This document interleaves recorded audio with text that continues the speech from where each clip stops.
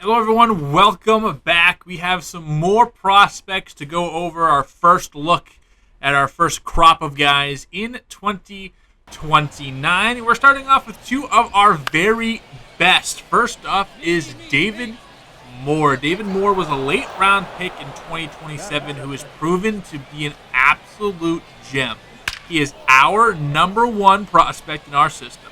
Number 6 overall in Major League Baseball, and he's the 5th starter in that class. So very, very top-heavy in starters in this year's top prospects list. Got him, I think, in the 6th round in 2027. One of our last picks we used on him. And the big thing about him is why he fell so much is he just doesn't strike anyone out. He really doesn't. Has not posted huge strikeout numbers in any season, any level that he's been in. This is his second full year in Double-A, or his first full year in Double-A. Did get some action last year, but just doesn't strike anyone out. He still won't hit off him, and that's kind of where his talent comes from, but also where his ceiling kind of gets capped. I mean, he's not going to strike out a whole bunch of guys, and that's those aces do that. But so it leaves some variables on the table. It's kind of his quote-unquote undesirable trait, but still, the talent is so there. That's why he's so high up on the list. Just 19 years old as well, and that's what really makes him special. He's this good at this young of an age. Has a three-pitch mix right now.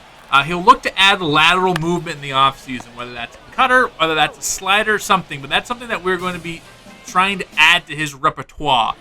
Is something that moves inside, just to kind of divvy up just the pitch profile. His pitching skills are very evenly distributed. There isn't one key area where he struggles a whole bunch. All 3 of his pitches, however, plus pitches. In this game against Erie, he got hit hard versus more advanced in the power hitters. He did get up a couple of home runs, but for the most part, he had such a big lead. We kind of were giving him the leash, and he's been very, very solid all season with Double-A Hartford this year. So he has just been flying through all expectations. But he did get up hard, and mostly these are guys who are either top prospects themselves or like former big leaguers who just know how to be professional hitters. So we're not too worried about that.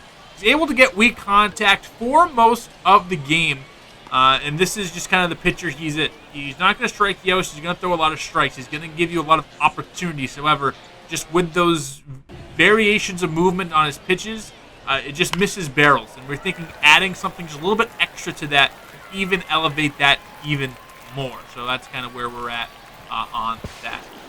He went deeper in this game. It helps that he had an 8+ run lead, but also he's a guy that he can go deeper into games if need be. So we love that we got a good solid 8 innings out of him tonight.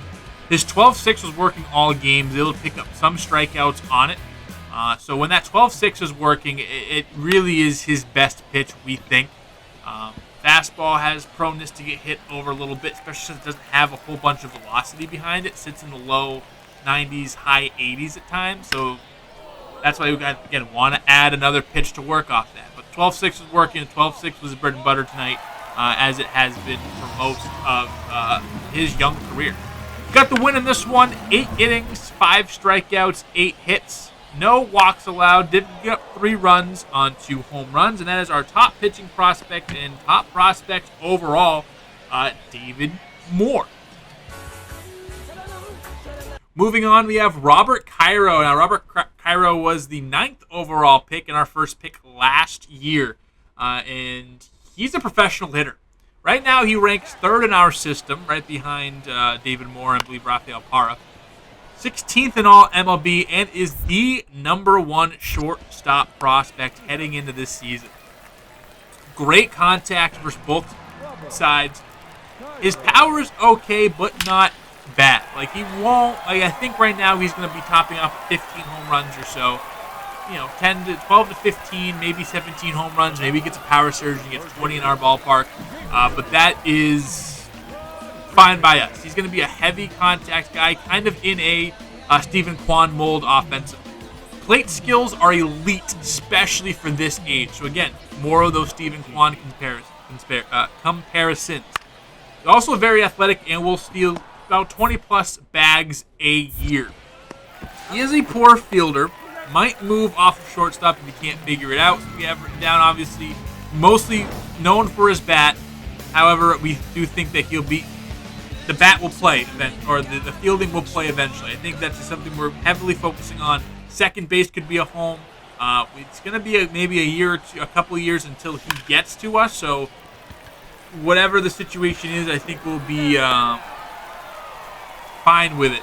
But he is going to be, that's something we're going to have to monitor. I think he's too athletic to just be our DH. Maybe we throw him in the outfield if he really can't figure it out. But shortstop, something that we're wary about. Second base seems like more of a permanent home. So far, as of this this series that I got to see him play in, he was 5th in AA League in batting average, 1st in hits, 3rd in doubles, 2nd in triples, 1st in runs, 1st in stolen bases, 4th in walks, 4th in on base, 6th in slugging, 2nd in OPS. He was 8th in WAR at just 18. However, everyone else, 22 years or older. So he's just super advanced right now at the plate, and something that, someone that we hold very, very, very highly in regards. I think he's going to be an absolute stud. Now to some of the things that we saw during this series. A steady swing that stays in the zone and able to barrel balls at high clip. I think just that swing is where that power comes from. Obviously, great contact skills. If he just develop a little bit more power, just that swing keeps the bat in the zone and able to get 2 balls that maybe he couldn't get. You can see the athlete he is in the field, but again, still rough on those, just the basics. So, again, we have hope he can stick it out at shortstop or something like that, but if it has to be second base, it has to be third base, it has to be an outfield, I think that he has the athleticism to do it there. 2 for 9 this season, 1 run, 1 K, 1 triple, and an RBI. It's not the best of showing, but those are 2 of our top prospects. I'm excited to see how they do. We'll see how long it takes for them to get to the show.